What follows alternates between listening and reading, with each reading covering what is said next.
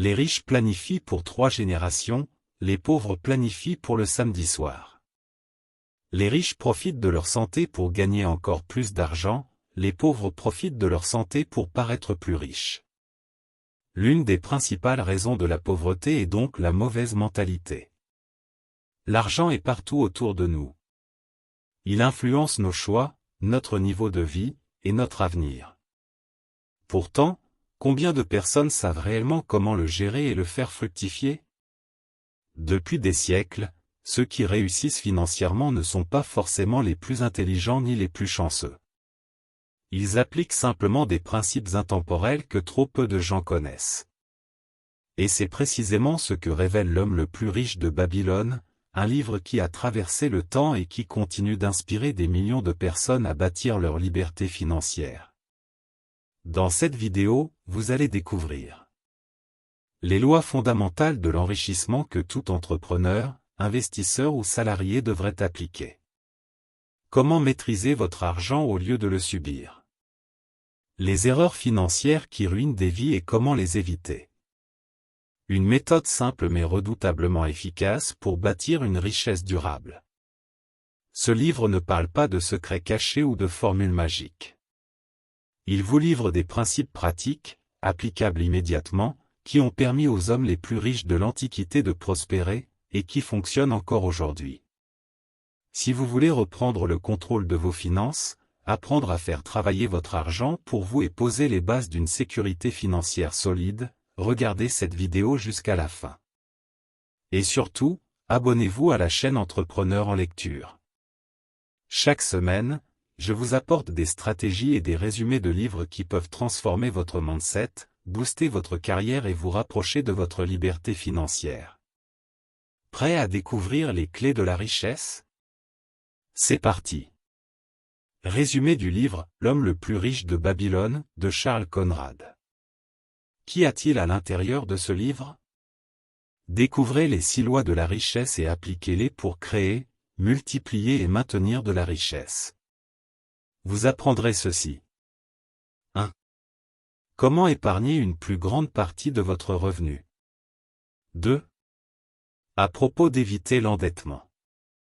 3. Les stratégies pour gagner plus d'argent. 4. Comment investir judicieusement et pérenniser sa fortune. Chapitre 1. Vous pourriez toujours être riche même si vous n'êtes pas né avec une cuillère en argent dans la bouche. Pour devenir riche, il faut d'abord adopter la bonne attitude. Beaucoup d'entre nous ont tendance à multiplier les excuses pour expliquer pourquoi nous ne pouvons pas être prospères plutôt que de chercher des moyens d'accumuler de la richesse. De plus, certaines personnes croient encore que l'argent est maudit et a le potentiel de corrompre l'âme humaine.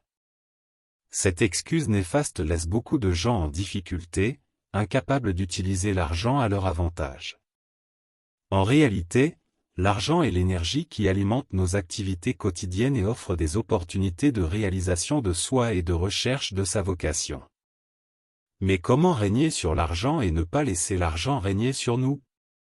Nasir de Babylone aurait peut-être déjà eu toutes les bonnes réponses il y a 7000 ans. Il était l'homme le plus riche de l'époque, et beaucoup de gens l'enviaient à cause de son énorme fortune. Un jour fatidique, alors qu'il sillonnait les routes de Babylone dans sa caravane, il fut arrêté par le cri d'un vieil ami, Ravi. L'homme a demandé à Nasir s'il pouvait le reconnaître. Nasir répondit qu'il se souvenait du nom de l'homme. Ravi était cependant perplexe de voir à quel point son ami était devenu une personne très riche. Il existe de nombreuses façons de faire fortune en travaillant dur et en pensant à l'avenir. Il s'enquit en outre du secret de la prospérité de Nasir. Nasir a expliqué qu'il ne faisait qu'obéir aux lois de la richesse. Bien qu'initialement réticent à révéler ses secrets, Nasir finit par les révéler par compassion pour son cher ami. À la fin de ce résumé, vous apprendrez quels sont les 6 secrets qui rendent les gens riches. La valeur de ces secrets est qu'ils ne promettent pas une accumulation de richesses miraculeuses et instantanées, mais offrent un plan stratégique pour devenir riche. Chapitre 2. Prenez l'habitude de mettre de l'argent de côté. Après leur première rencontre, deux vieux amis ont décidé de s'asseoir, de boire du vin et d'approfondir les lois de la richesse. Nazir a commencé à partager son expérience sur la façon dont il a acquis une sagesse financière. Et c'est ainsi que l'histoire s'est déroulée. Nazir a travaillé comme scribe dans sa jeunesse, gravant des mots sur des tablettes d'argile. Peu importe à quel point il travaillait dur, il avait toujours du mal à joindre les deux bouts. Un jour, il a reçu la visite d'un client spécial. Il s'appelait Arishaka. Tout le monde dans le village le connaissait comme une personne riche. Nazir savait qu'il pouvait facilement faire payer ce riche invité double pour ce genre de travail, mais au lieu de cela, il a proposé à Arishaka de faire un marché. Il sculpterait tout ce qui serait demandé le lendemain. En retour, Arishaka lui raconterait un secret sur la façon dont il est devenu riche. Vous m'avez demandé mon secret, et le voici. J'ai trouvé le chemin de la richesse quand j'ai découvert qu'une partie de tout ce que je gagnais m'appartenait. Nazir. Ayant respecté sa part du marché, Nazir s'attendait à ce qu'Arishaka fasse de même. Cependant, s'attendant à un discours de sagesse long et aguerri, le scribe fut quelque peu déçu en entendant quelques mots qui avaient à peine un sens pour lui à l'époque. Arishaka a dit, « Gardez une partie de vos gains pour vous. » Frustré, Nazir a défié cette déclaration en affirmant que tout ce qu'il avait fait avec son travail acharné était le sien. Arishaka sourit et rappela à Nazir qu'il payait ses courses, son logement et les services que d'autres personnes lui fournissaient. Qu'a-t-il à la fin? Rien. Épargnez au moins 10% de vos revenus est la première étape pour accumuler un patrimoine. Ainsi, la première loi de la richesse est d'épargner au moins, et jamais moins de, 10% de vos revenus pour vous-même. Chaque fois que vous avez l'occasion de dépenser de l'argent pour des vêtements supplémentaires ou des divertissements, demandez-vous si vous en avez vraiment besoin ou si vous vous en sortiriez très bien sans ces dépenses. Avec le temps, vous pourriez vous habituer à l'habitude d'épargner et commencer à mettre de côté une partie plus importante de votre revenu. Chapitre 3. Faites grandir votre arbre à argent en faisant des investissements. La première loi a orienté Nazir dans la bonne direction. Mais économiser de l'argent a été le début d'un long voyage pour devenir riche. Peu à peu, Nazir a présenté à Ravi la leçon essentielle suivante. Selon la deuxième loi, il faut faire travailler toutes les économies en les investissant judicieusement. Plus tôt vous plantez la graine, plus tôt votre arbre mûrira. Et plus vous nourrissez et arrosez l'arbre en économisant et en investissant, plus tôt vous vous prélasserez dans le contentement sous son ombre. Arishaka. Charles Conrad. Au fur et à mesure que vous investissez votre argent, il a tendance à se multiplier. Cependant, il y a plusieurs choses à considérer avant d'investir. Recherchez des entreprises qui vous passionnent ou qui vous inspirent. Par exemple, recherchez des opportunités d'investissement dans le commerce de détail si vous êtes un fan de mode. Un futur investisseur ne devrait pas considérer des entreprises douteuses dont il ne sait pas grand-chose ou dont il ne se soucie pas. Avant d'investir, assurez-vous de comprendre le fonctionnement de cette industrie. Une fois, Nazir a saisi l'occasion d'investir dans le secteur de la bijouterie sans connaissance préalable. Comme prévu, les pierres qu'il a achetées se sont avérées être fausses. Nazir a perdu tout l'argent qu'il avait réussi à économiser. Pourtant, c'était une bonne leçon d'investissement qu'il n'a jamais manqué de suivre à partir de ce moment-là. Faites toujours vos recherches avant d'y investir. Devenez un expert dans ce domaine, et c'est ainsi que personne ne pourra vous tromper.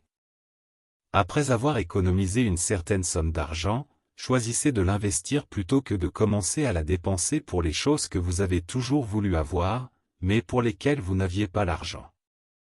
Beaucoup d'entre nous percevraient la perte d'argent comme quelque chose de terrible, seraient déçus et retourneraient à la vie ordinaire sans aucune inspiration pour investir à nouveau. Cependant, sur le chemin de l'enrichissement, nous devons être prêts à faire l'expérience de l'échec et le traiter comme une chose naturelle. L'argent, comme tout le reste, est une question d'essai et d'erreur. Ne fixez pas vos attentes initiales trop élevées, vous ne pouvez pas acquérir les connaissances et l'expérience nécessaires pour devenir riche en un jour. Mais l'échec n'est pas la fin de tous nos efforts. Il nous apprend ce qui fonctionne et ce qui ne fonctionne pas, ce qui nous donne l'occasion idéale d'apprendre et d'aller de l'avant. Chapitre 4. Pour réussir, remboursez vos dettes et n'en créez pas de nouvelles. La troisième loi de la richesse nous enseigne à nous éloigner de l'endettement. La dette permet aux riches de gagner des intérêts tandis que les pauvres deviennent encore plus pauvres. Après avoir entendu les 2 premières règles de Nasir, Ravi a décidé d'économiser 1/10 de ses revenus. Cependant, le fait qu'il ait des dettes à payer était assez pénible. Il n'avait pas l'impression de s'enrichir alors que la dette était encore suspendue au-dessus de sa tête. Les créanciers frappaient à sa porte, exigeant des remboursements surtout plus les intérêts. Son bon ami Nasir lui a dit des mots d'encouragement apaisants, le rassurant qu'il avait des recommandations pour gérer sa situation financière. Vous ferez l'expérience d'un haut degré de liberté lorsque vous aurez une véritable richesse, mais s'endetter est un moyen sûr de se vautrer dans l'esclavage. Suite aux paroles de Nasir, Ravi a fait un effort conscient pour éviter de s'endetter davantage. La sagesse de son ami l'a réveillé au stress d'emprunter de l'argent aujourd'hui pour profiter de biens qu'il ne peut pas éluder en payant des intérêts demain. Ravi a décidé de réduire ses dépenses supplémentaires afin de ne pas s'endetter davantage. Il a mis au point un système pour rembourser sa dette, plutôt que de dépenser la totalité de ses revenus mensuels pour des besoins récurrents tels que le logement, la nourriture, les vêtements, etc., il ne garderait pas plus de 7/10 de son revenu pour cela. Il suivrait la première loi, épargnant pour investir 1/10 de ses revenus. Ainsi, les 2/10 restants seraient canalisés vers le règlement de ses dettes. Ne commencez pas à investir à moins de rembourser vos dettes. Élaborez un plan réaliste pour les régler et respectez-le. Ravi a suivi ce plan judicieusement et a réglé sa dette à la fin de l'année. En payant chaque mois à ses créanciers une petite somme d'argent constante sans faute, il s'est fait une bonne réputation à Babylone. C'est ainsi qu'a commencé le parcours de Ravi vers la construction de sa fortune durable. Ce n'est que lorsqu'il était libéré de ses dettes qu'il pouvait se sentir financièrement libre. Le saviez-vous? L'homme le plus riche de Babylone était à l'origine une collection de brochures éducatives que les banques et les compagnies d'assurance américaines ont fait circuler entre 1920 et 1924. Chapitre 5. Diversifiez vos investissements et établissez des partenariats d'affaires. Après 12 mois d'application de la première et de la deuxième loi, Nasir a commencé à chercher de nouvelles façons d'investir ses économies pour obtenir des rendements rapides. Cet homme riche, Arishaka, avait la garde de ses économies, mais Nasir les a toutes retirées. Il a décidé d'investir dans des bijoux et de les acheter aux Phéniciens de renom. Arishaka, un investisseur expérimenté, avait des doutes sur l'accord dans lequel Nasir voulait s'engager et voulait s'assurer que le jeune homme faisait un choix éclairé. Cependant, Nasir était catégorique. L'investissement s'est avéré futile, de sorte que Nasir a subi une perte importante. C'est parce que les Phéniciens rusés lui ont vendu de fausses pierres précieuses. Commentant cette mauvaise épreuve, Arishaka a déclaré qu'une entreprise dans laquelle investir doit être solide et établie. Il devrait réaliser un profit constant et reverser des dividendes aux investisseurs. Si vous n'avez pas confiance dans l'industrie dans laquelle vous investissez et dans son fonctionnement, trouvez quelqu'un qui peut vous en dire plus à ce sujet. Par exemple, en vous renseignant sur le commerce de l'or, trouvez quelqu'un qui s'en occupe constamment. Sans expérience de travail avec l'or en tant que produit, vous n'aurez aucune connaissance pratique du fonctionnement de l'industrie de l'achat et de la vente d'or. Établissez des relations avec un partenaire commercial fiable et digne de confiance qui vous présentera l'entreprise et vous fournira toutes les connaissances nécessaires. De bonnes compétences en communication sont la clé pour établir un terrain d'entente avec vos futurs partenaires commerciaux. Arishaka encouragea en outre Nasir à investir, lui disant de ne pas s'inquiéter de la perte de toutes ses économies. Lorsqu'Arishaka a perdu ses économies au début de son parcours financier, il a rapidement trouvé un moyen infaillible de reconstituer ses économies beaucoup plus rapidement qu'il n'en avait fallu au départ. Tout vient avec la pratique, et plus nous en avons, plus il devient facile d'attirer la richesse. En écoutant les sages paroles d'Arishaka et en agissant en conséquence, Nazir a fait une entrée remarquable dans le commerce des métaux. Il a choisi de travailler avec la personne qu'il connaissait et s'est investi dans l'entreprise qui s'est avérée solide. Non seulement a-t-il fini par acheter plus de métal, mais il a également acquis des connaissances, des compétences et de l'expérience dans l'industrie. Cette parabole conclut la 4e loi de la richesse, qui nous exhorte à ne jamais spéculer dans des stratagèmes d'enrichissement rapide et à investir dans des entreprises durables que nous comprenons. Chapitre 6. Le bénéficiaire final de votre investissement est toujours vous-même. L'investissement est un moyen risqué mais noble de gagner plus d'argent. Cependant, beaucoup oublient que tous vos investissements doivent vous profiter et favoriser votre développement. Vous n'investissez pas simplement dans la richesse, mais aussi dans l'apprentissage de vous-même et la croissance. La 5e loi vous le rappelle, l'investissement le plus important, c'est vous. Enrichissez-vous avec les connaissances qui vous aideront à multiplier votre capacité de gain. Soyez ouvert d'esprit, trouvez des intérêts et des passe-temps qui pourraient conduire à une plus grande expansion de votre état d'esprit financier. Ne cessez jamais d'apprendre de nouvelles compétences et de vous autodidacte, continuez à ajouter de la valeur à vous-même. L'histoire des faux bijoux a en effet été une révélation pour Nazir. Il a appris à ne jamais mettre tout son argent au même endroit ou à le donner à une seule personne. C'est ainsi qu'il a commencé à diversifier ses investissements. Au fur et à mesure que sa fortune grandissait, il souscrivait une assurance fiable pour protéger ses biens contre les catastrophes ou les vols et pour assurer un revenu à sa famille si son voyage sur le chemin de la vie était écourté. Vous pouvez également apprendre de Babylone, qui a tenu bon malgré les nombreuses attaques auxquelles elle a été confrontée en raison des murs de forteresse qui entourent la ville. Vous pouvez l'appliquer pour protéger votre patrimoine croissant. Et c'est là l'objet de la 6e loi de la richesse, nous devons nous diversifier et assurer notre richesse toujours croissante. Imaginez-vous à la fin de votre parcours financier. Vous avez obéi à ces lois et les avez pratiquées avec succès, devenant enfin financièrement mature. À ce stade, vous êtes riche, vous pouvez vous détendre et avoir votre argent pour vous-même. Maintenant, vous pouvez vous permettre les friandises de luxe que vous vouliez dès le départ. Si vous souhaitez une nouvelle maison, achetez-en une. Si vous souhaitez voyager autour du monde, faites-le. Mais vous ne pouvez arriver à ce point de richesse que si vous dépensez judicieusement dès le début. Mais une fois que vous êtes en sécurité financière, il est également important de dépenser de l'argent. L'argent, en tant qu'énergie, a besoin de mouvement.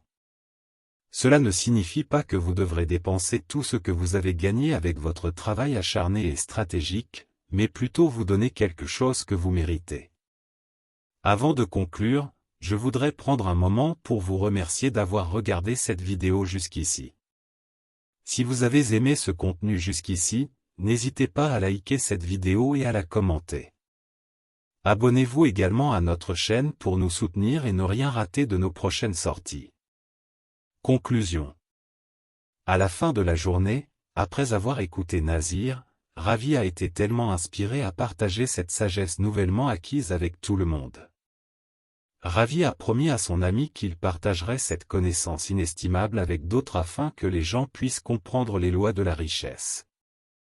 Bientôt, il construisit une énorme tablette de bois sur laquelle étaient gravées toutes ces précieuses règles. C'est pourquoi nous pouvons apprendre et appliquer les lois intemporelles de la richesse de Babylone, même aujourd'hui. Plus important encore, cette histoire nous montre que n'importe qui peut devenir riche lorsqu'il est déterminé et cohérent à ce sujet.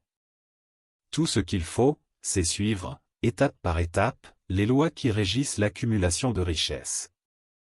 Commencez par épargner au moins 10% de vos revenus pour vous-même. Vous pouvez le déposer ou le garder dans votre matelas mais toujours épargner 1/10 de vos gains mensuels. Si vous avez suffisamment épargné, commencez à investir dans des entreprises durables et réputées qui rapportent des dividendes, puis débrouillez-vous avec vos dettes. Ne vous inscrivez jamais à des programmes d'enrichissement rapide. Au lieu de cela, investissez en vous-même et protégez votre fortune grâce à la diversification et à l'assurance. Apprendre à devenir riche est un travail difficile. Cela ne se fait jamais du jour au lendemain. Pour vous lancer dans ce voyage passionnant, vous devez être prêt à faire des erreurs et à en accepter les conséquences. N'oubliez pas non plus que le risque est noble, mais que personne n'est imperméable à l'échec. Vous pouvez perdre presque tous vos biens à un moment donné, mais cela ne signifie pas que vous devez arrêter d'essayer. Essayez ceci.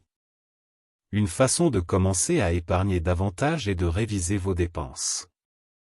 Nous croyons que nous avons besoin de beaucoup de choses pour avoir une vie confortable et équilibrée, mais le faisons-nous? Voici plusieurs techniques pour vous aider à auditer sérieusement votre budget. Divisez toutes vos dépenses en catégories. Mettez à jour vos gains et vos dépenses. Tous les chiffres doivent être sur papier, pas dans votre tête.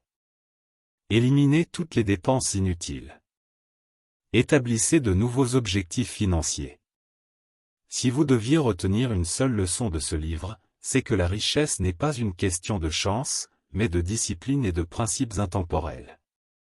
Ceux qui maîtrisent leur argent, qui investissent intelligemment et qui évitent les erreurs financières les plus courantes construisent une liberté que beaucoup rêvent d'avoir, mais que peu prennent réellement le temps de bâtir. Aujourd'hui, vous avez découvert les lois fondamentales de l'enrichissement. Pourquoi l'épargne seule ne suffit pas et comment la faire fructifier. Les erreurs à éviter pour ne pas compromettre votre avenir financier. La vraie question est maintenant, qu'allez-vous faire avec ces connaissances? Allez-vous laisser passer cette opportunité ou allez-vous commencer à appliquer ces principes dès aujourd'hui? Si cette vidéo vous a apporté de la valeur, faites-le savoir en laissant un like et en partageant votre avis en commentaire. Quelle leçon de ce livre vous a le plus marqué? Et surtout, ne partez pas sans vous abonner à la chaîne Entrepreneur en lecture. Ici, chaque résumé vous donne des stratégies concrètes pour améliorer votre mindset, développer votre carrière et accélérer votre succès financier. Votre avenir financier commence aujourd'hui. À vous de jouer.